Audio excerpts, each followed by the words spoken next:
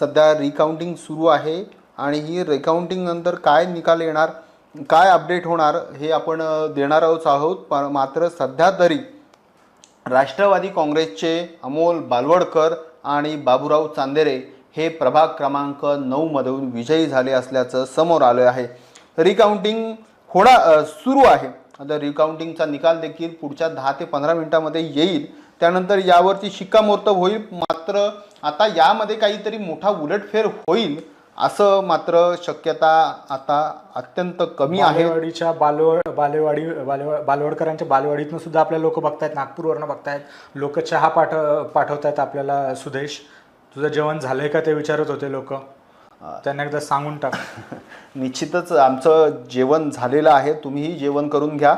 बऱ्याच वेळापासून सर्वच प्रेक्षक या ठिकाणी लाईव्ह पाहत आहेत.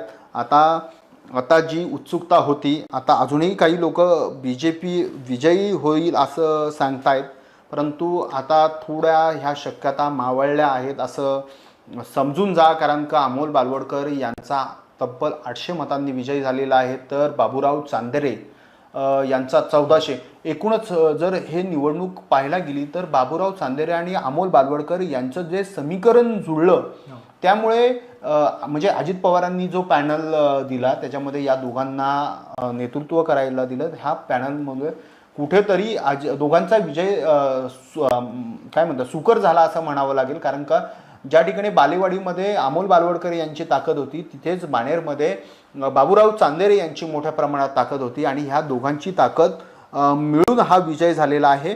आपण पाहिलं असेल तर ही ताकद लहू बालवडकरांची किंवा भाजपची ताकद ही पाषाण आणि सूस परिसरात होती.